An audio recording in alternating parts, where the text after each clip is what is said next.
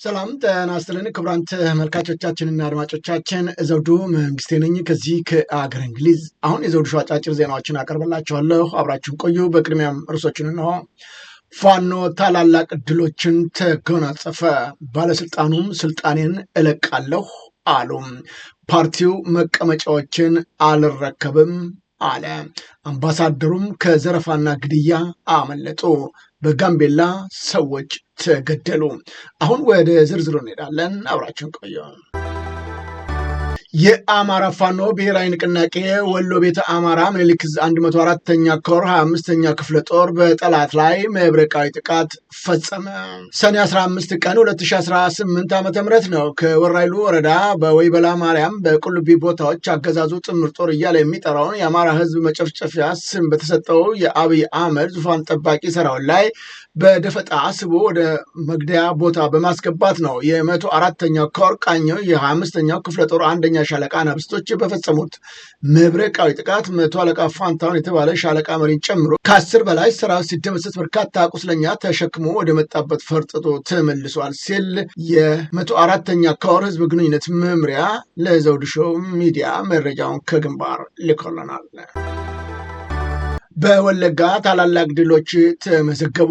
በአማራ ፋኖ ብሔራዊ ንቅናቄ ወለጋ ቢዛሞን አንሻ ሴድ እዝ ከጌጤ ግርማ መብረቅ ክፍለ ጦር ከተረፈ አለሙ ሳተናው ክፍለ ጦር በአንገር ጉቲን ክፍለ ጦርና በአበጀ ጥበቡ ነበልባል ክፍለ ጦር የተውጣጡ አርበኞች በወሰዱት ታላቅ እርምጃ ነው የጠላት ብልጽግና ኃይል አከርካሪውን ሰብረው አንጸባራቂ ድል መቀዳጀታቸውን እዙ በህዝብ ግንኙነቱ መምሪያው በኩል መረጃውን ልኮልናል። በምስራቅ ወለጋ ዞን መነሻውን ከአንገር ጉቲን ከተማ አድርጎ ወደ ሊሙ ወረዳ ፊት በቆ በመግባት ንጹሃን ላይ ጭፍጨፋ ለመፈጸም ሲገሰግስ በነበረው የጠላት ጦር ላይ ነው የደፈጣ ጥቃት የተፈጸመው። የአበጀ ጥበቡ ነበልባል ክፍለ ጦር አርበኞች ከአንገር ጉቲን ከተማ በቅርብ ርቀት ላይ ስሙ መንደር 4 ላይ የጠላት ጦር 2-3 ቦታ ላይ ቆራርጠው በወሰዱት እርምጃ ነው ከአንድ ኮማንዶ፣ አንድ ኦፊሰር፣ 100 አለቃ የሚኒሻ ጠርናፊ ጨምሮ ከ15 በላይ ወታደሮች ሲገደሉ በርካታዎች በከባድ እስከ ቀላል ሲቆስሉ ቀሪው የጠላት ኃይል ሙትና ቁስለኛን አዝረክርኮ አርቆምቢ መንደር 1 ወደሚጠራው አካባቢ መፈርጠጡን ነው እዙ ያሳወቀው። በዚህም የፋኖ የማድረግ የአቅም ፍጹምነት ጀግንነት በታየበት የቆረጣ ማጥቃት ከተደመሰሱ የአገዛዙ ወታደሮች በተጨማሪ በርካታ የጦር መሳሪያዎችና ሌሎች ወታደራዊ ቁሳቁሶችን በፋኖ ቁጥጥር ስርም ውሏል። ቀሪ የጠላት ንብረቶችም እንዲወድሙ መደረጋቸውም ተረጋግጧል። በሌላ ግንባር በዙ ስር ከጌጤ ግርማ መብረቅ ክፍለ ጦር ከታፈሰ አለሙ ሳተናው ክፍለ ጦር የተውጣጣ አርበኞች በቅንጅት በሆሮ ጉድሩ ወለጋ ዞን አቢ ደንጎሮ ወረዳ ቱሉ ጋና ከተማ በነበረ የጠላት ጦር ላይ በወሰዱትም እርምጃ በርካታ ወታደሮች ደምስሰው አመርቂ ድልም ማስመዝገባቸውን ገልጠዋል። አርበኞቹ በዲሽቃና በብሬን ሽፋን ታግዘው የጠላትን ቁም ምሽጎቹን ጭምር የሰበሩ ሲሆን የጠላት ጦር አከርካሪ በመሰበሩ በርካቶቹን ደምስሰው ልዩ ልዩ የጦር መሳሪያዎችን መማረካቸውንም ለማወቅ ችለናል። በተመሳሳይ ምስራቅ ወለጋ ዞን ጊዳ አያና ወረዳ ውስጥ ንጹሃንን በመጨፍጨፍ ላይ በነበረው የጠላት ኃይል ላይ በአይሻ ሰይድ እዝ ስር ጀብዱ የአንገር ጉትን ክፍለ ጦር አርበኛ በወሰዱትም ታላቅ እርምጃ በርካታ ጠላት ደምስሰው ቀጠናውን መቆጣጠራቸውም ታውቋል። በዚህ ተጋድሎ ሙትና ቁስለኛ ከተደረገው የጠላት ጦር በተጨማሪ አገዛዙ የአማራን ሀብት ንብረት እየዘረፈ በተሽከርካሪ ሲጭንበት የነበረውን ክሬን በፋኖ መማረኩን አይሻ ሰይድ ህዝብ ግንኙነት መምሪያ ገልጧል። በአማራ ሳይንት የገባው የጠላት ኃይል ከፍተኛ ጉዳት አስተናገደ። 136 ወታደሮችም ተደመሰሱ። ጓምዴ ታዳጊ ከተማም ነፃ ማድረግ ተችሏል። 6ኛ ቀኑን በያዘው ትንቅንቅ የአማራ ፋኖ ብሔራዊ ንቅናቄ ወሎ ቤተ አማራ ምኒልክ ዕዝ ነው 105ኛ ኮር 47ኛ ክፍለ ጦር ታቦር ተራራ ሻለቃ ፋኖች ታላቅ የጦር ሜዳ ጀብዱ መፈጸማቸው የተገለጠው። ጓሜዳን ነፃ ማድረግ የተቻለ ሲሆን ወደ ተድባብ ማርያም ቀጠና ለመግባት ተከታትሎ የተጓዘውን የ11ኛ ዕዝ 204ኛ ኮር መካናይዝድና እግረኛ ሰራዊት ከፊት ከጀርባው ጥቃት ተሰንዝሮበት በርካታ አባላቱም ተነጥቋል። አንበሳ መጫሪያና ተሮ ሜዳ በተባሉ ቦታዎችም የበርካታ ወታደሮች አስከሬን የወደቀ ሲሆን ጠላት አስከሬኑን እንኳን ማንሳት የማይችልበት ሁኔታ ውስጥ እስከሚገባ ድረስ በታቦር አናብስቶች ወታደራዊ በላይነት ተወስዶበታል። አጅባር የሚገኘው አማራ ሳይንት ሪፈራል ሆስፒታል በጠላት ቁስለኞች መጥለቅለቁ የታወቀ ሲሆን ከ3 አምቡላንሶች በላይ ቁስለኛ ጭነው ወደ ደሴ መስመር እየተጓዙ በለጭሟ ላይ ሲደርሱ መታየታቸውን ከአካባቢው የወጡት መረጃዎችም ያመላክታሉ። ጠላት ስፍር ቁጥር የሌለው የእግረኛ ሰራዊት እና መድፍን ጭምር በርካታ ከባድ መሳሪያዎችን ወደ አማራ ሳይንት አስገብቶ የአየር ኃይል ድጋፍ ተደርጎለት ቢፈራገጥም ያሰበው መፈጸም ሳይችል የቀረ ሲሆን በዚህም የተበሳጨው ጠላት ሲተኩሰው የነበረው መድፍ የቤት እንስሳት ጭምር መግደሉ ነው የታወቀው። ባለፉት 4 ሰዓት በጠላት ላይ የደረሰው ጉዳት እንደሚያመለክተው በትላንትናው ዕለት ጀምሮ ከ80 በላይ ጠላት ኃይል ከጥቅም ውጭ የተደረገ ሲሆን ሰሞኑን የተደመሰሱት አጠቃላይ ድምር 136 መድረሱም ታውቋል። ይህ የተረጋገጠ መረጃ ሲሆን በየጥሻው ወድቀው የቀሩት ቁጥሩን ለማወቅ አለመቻሉን የአማራ ፋኖ ብሔራዊ ንቅናቄ ወሎ ቤተ አማራ ምኒልክ ዕዝ 105ኛ ኮር ህዝብ ግንኙነት መምሪያ ከግንባር መረጃውን ለዘውዱ ሾው በላከው መሰረት አሳውቋል። የምኒልክ ዕዝ ሴቶች ጉዳይ መምሪያ 101ኛ ኮር 11ኛ ክፍለ ጦር የሴቶች ታጋይ አርበኞች ጋር ውይይት ማድረጉ ተነገረ። የአማራ ፋኖ ብሔራዊ ንቅናቄ ወሎ ቤተ አማራ ምኒልክ ዕዝ የሴቶች ጉዳይ መምሪያ ነው በ101ኛ ኮር 11ኛ ክፍለ ጦር ውስጥ ከሚገኙት የሴት ታጋዮች አርበኞች ጋር ወቅታዊ ትግል ጉዞና የተቋማዊ አደረጃጀትን ስራዎችን አስመልክቶ ሰፊ ስልታዊ ውይይት ማካሄዱን ገልጧል።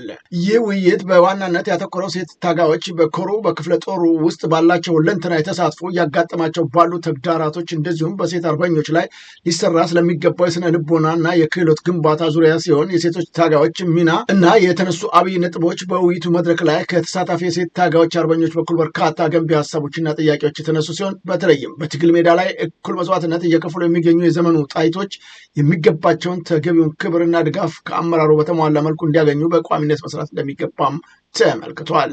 የምኒልክ ዕዝ ሴቶች ጉዳይ መምሪያ አመራሮች ከሴት አርበኞች ለተነሱ ጥያቄዎችና ሀሳቦችን በሰጡት ምላሽ ሴት ታጋዮች የትግላቸው ዋነኛ የድል ምሰሶች ብርታቶች መሆናቸውን ገልጸው ካለፉት ልምዶች በመነሳት በሰራዊቱና በአመራሩ ዘንድ ሊኖሩ የሚችሉ ክፍተቶችን በመቅረፍ ሴት አርበኞች እንደ ማንኛውም ታጋይ ሙሉ አቅማቸውን አውጥተው እንዲታገሉና የድርሻቸው እንዲወጡ ምቹ ሁኔታዎችም እንደሚያመቻቹላቸው ተናግረዋል። ፋኒት ዜኔትም በበኩሏ የምኒልክ ዕዝ ሴቶች ጉዳይ መምሪያ ከ101ኛ ኮር 11ኛ ክፍለ ጦር የሴት ታጋዮች ጋር ያደረገው ውይይት በትግል ውስጥ የሴቶችን እኩልነት፣ ተሳታፊነትና የውሳኔ ሰጭነት ሚና ይበልጥ የሚያጎለብት እንደሆነም ገልጣለች።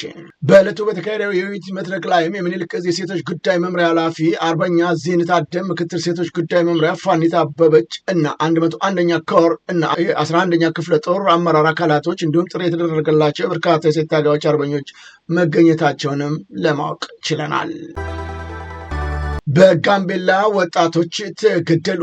በትላንትናው ዕለት ነው በጋምቤላ ክልል 2 ወጣቶች በጩቤ ተወግተው መገደላቸው ከስፍራው ያገኘነው መረጃ የሚያመላክተው። በትላንትናው ዕለት ከቀኑ 8 ሰዓት ከሩብ አካባቢ በጋምቤላ ከተማ ወሎ ሰፈር እየተባለ በሚጠራው አካባቢ ነው በአኟክ ተወላጅና አበሻ በስለት ተወግተው ሞተዋል ተብሏል። በተመሳሳይም በዛው ዕለት 11 ሰዓት አካባቢ አደባባይ ላይ ሌላ አንድ ወጣት መገደሉ ነው የታወቀው። ግድያውን ተከትሎ ለተወሰኑ ጊዜያት የትራንስፖርት አገልግሎት ተቋርጦ የነበረ ሲሆን ምክንያቱ ደግሞ ባለፈው ሳምንት አንድ የአኟክ ብሔር ተወላጅ የሆነ በፌዴራል ፖሊስ ተገድሎ እንደነበረ ይታወቃል። ታዲያ በዚህ ምክንያት ሁሉም መከላከያና ፌዴራል ፖሊስ አበሻ ወይም ደገኛ ነው በሚል የእኛን ሰው የገደለው ብለው ስለሚያስቡ እነዚህ ወጣቶች በየቀኑ በጩቤ ወቅተው የገደሏቸው ሲሉ የጋምቤላ ከተማ ነዋሪዎች ጉዳዩን ገልጠዋል። የቀድሞ የትግራይ ክልል ፕሬዝዳንት አምባሳደር ጸጋዬ በርሄ ከዝርፊያና የአካል ጥቃት ማምለጣቸው ተነገረ። የቀድሞ የትግራይ ክልል ፕሬዝዳንት ጸጋዬ በርሄ በኢህአዴግ ዘመን የጠቅላይ ሚኒስትሩ መለስ ዜናዊ ደህንነት ጉዳዮች አማካሪ የነበሩት አምባሳደር ጸጋዬ በርሄ በመቀሌ ከተማ በታጠቁ አጃቢዎች ድጋፍ ካጋጠማቸው የዝርፊያና የአካል ጥቃት ለጥቂት ማምለጣቸው ነው የተገለጠው። የቲካፍ ኢትዮጵያ መረጃ ዋቢ አድርጎ እንደዘገበው ከሆነ ክስተቱ የተፈጠረው ሰኔ 14 ቀን 2018 ዓ.ም ጠዋት ላይ እንደሆነ በመግለጽ አምባሳደር ጸጋዬ በርሄ በመቀሌ ከተማ ለተለመደ የጤና እንቅስቃሴ ወይም ስፖርት በወጡበት ወቅት ነው ማንነታቸው በውል ያልታወቁ 2 ዘራፊዎች የሞባይል ስልካቸውን ለመቀማት ሙከራ ማድረጋቸው የታወቀው። በወቅቱ ስልኩን ላለማስነጠቅ በአምባሳደሩና በሁለቱ ዘራፊዎች መካከል ጠንካራ አካላዊ ትንቅንቅ የተፈጠረ ሲሆን በቅርብ ርቀት ሁኔታውን ይከታተሉ የነበሩ አጃቢዎች ሽጉጥ በመተኮስ ዘራፊዎቹ ለቋቸው እንዲጠፉ ማድረጋቸው ነው የተገለጸው። በዚህ ምክንያት በቀድሞ ፕሬዝዳንት ምንም አይነት የአካል ጉዳት ሳይደርስ እንዲሁም ንብረታቸው ሳይቀማ በሰላም መትረፋቸው ተረጋግጧል። አምባሳደር ጸጋዬ ከቀድሞ የክልሉ ፕሬዝዳንት አቶ ገብሩ አስራት በመቀጠል የትግራይን ክልል ለረጅም ዓመታት በፕሬዝዳንትነት የመሩ ሲሆን በኢህአዴግ ዘመንም መንግስት የቀድሞ ጠቅላይ ሚኒስትር መለስ ዜናዊ የደህንነት ጉዳዮች አማካሪና በእስራኤል የኢትዮጵያ ባለሙሉ ማዕረግ አምባሳደር በመሆን ያገለግሉ ከፍተኛ የመንግስት ኃላፊ እንደነበሩ አይዘነጋም። የመቀሌ ከተማ አስተዳደር ወይም ፖሊስ በዚህ ጉዳይ ላይ የሰጡት ይፋዊ መግለጫ የለም። በጋምቤላ ክልል አንድ ሐኪም 70,000 ስደተኞችን እንደሚያገለግል የተባበሩት መንግስታት ድርጅት ገለጸ።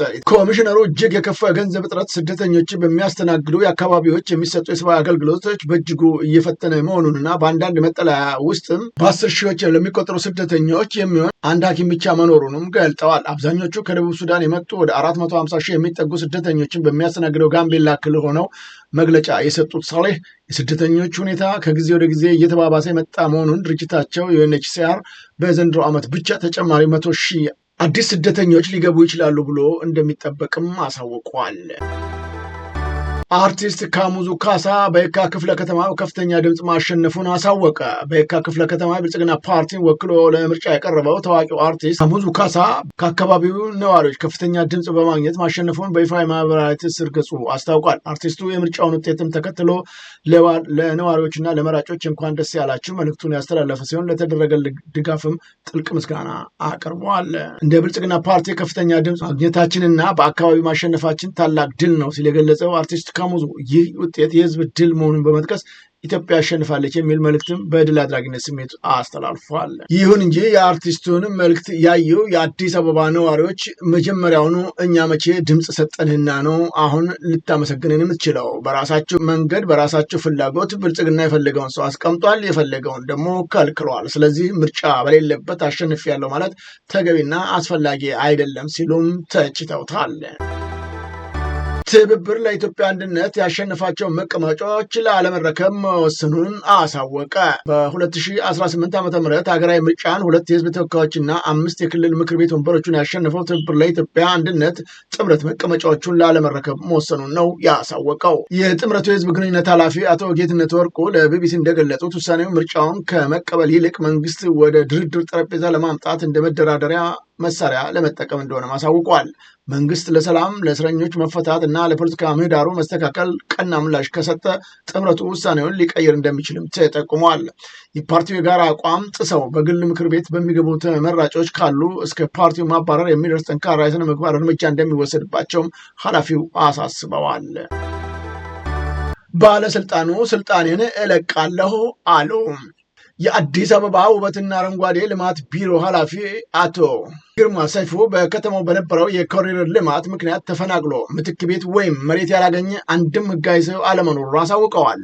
ካርታ ወይም የቀበሌ ቤት ኖሮት ምትክ ያጣ ሰው ካለ በገዛ ፈቃዳቸው ከስልጣን ለመልቀቅ ዝግጁ መሆናቸውን የገለጹት ኃላፊው ልማቱ ለሀገር ጥቅም የተሰራ መሆኑን ገልጸው ሆኖም ከአስተዳዳሪ ግዳጅ ጋር በተያያዘ በደል የደረሰባቸው ወገኖች መኖራቸውን ግን አልሸሸጉም።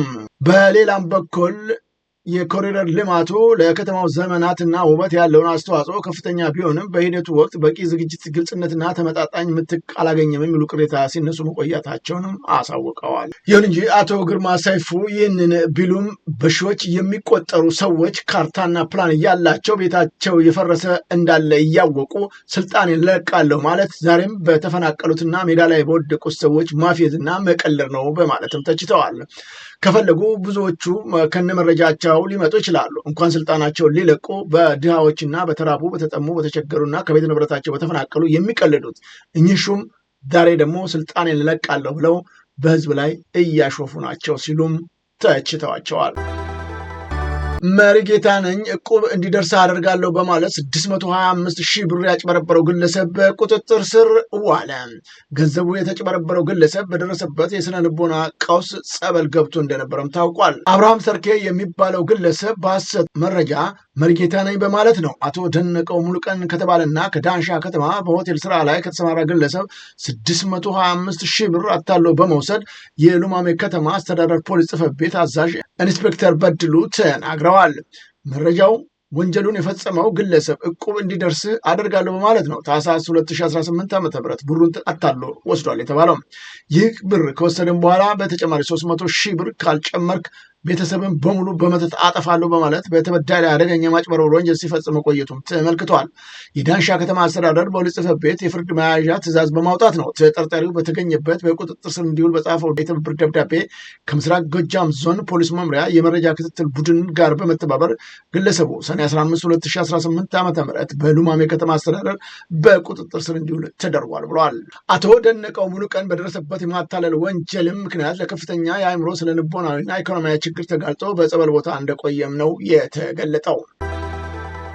ያለበቂ ማስጠንቀቂያ ቤታቸው እየፈረሰባቸው መሆኑን የሐዋሳ ከተማ ነዋሪዎች ተናገሩ። ለአዲስ ማለዳ ቅሬታቸውን ያሰሙ የሐዋሳ ከተማ የሐይቅ ዳር ነዋሪዎች በከተማው በተለምዶ ታጋይ ቁጥር 1 እና ቁጥር 2 ተብሎ በሚጠራው አካባቢ ይኖሩ የነበሩ ሰዎች አሁንም አካባቢው ለልማት ይፈልጋል በመባሉ ምክንያት ከ150 በላይ አባወራዎችና ማወራዎችን ምንም አይነት ምትክና ቦታና ካሳ ሳይሰጥ ቤታቸው እየፈረሰ ይገኛል። ይህ ደግሞ ትልቅ አስተዳደራዊ መብት ጥሰትም ነው ብለዋል። በአካባቢው ለረጅም ዓመታት ኑረናል የሚሉት የሐዋሳ ነዋሪዎች አሁን ግን ቦታው ለልማት ተፈልጓል በሚል እንዲነሱ ትዕዛዝ የተላለፈ ሰኔ 5 ቀን መሆኑን በመግለጽ ቦታው እንዲለቁና እንዲያፈርሱ የ1 ሳምንት ጊዜ ብቻ እንደተሰጣቸውም በስብሰባ ላይ እንደተነገራቸውም ገልጸዋል።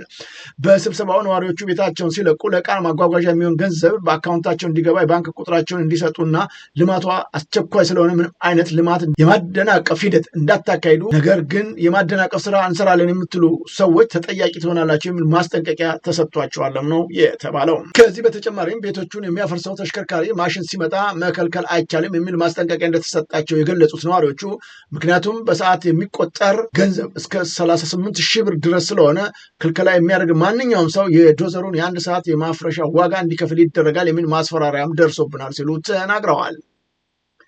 በተጨማሪ ምንም አይነት ጥያቄ አናስተናግድም፣ ትዕዛዙ የመጣው ከከተማ ከንቲባው ነው፣ የግዴታ ውዴታ ታፈርሳላችሁ ተብለናል ሲሉ ነው የገለጹት። ነዋሪዎቹ አክለውም ወቅቱ የተማሪዎች የመፈተኛ ጊዜ ነው፣ ቤት ፈረሳ መካሄድ አልነበረበትም። ከዚህ ባለፈው ወቅቱ የክረምት ወቅት ነው፣ ዳስ ሰርቶ ለመኖር እንኳን የማይሆን ጊዜ ላይ ትዕዛዝ መተላለፉ ትክክል አለመሆኑን እና በአካባቢው ለረጅም ዓመታት የኖሩ አዛውንቶች ሰዎች እንደመኖራቸው መጠን መዳረሻ ሊዘጋጅልን ይገባል ሲሉ አቤቱታቸውንም አሰምተዋል።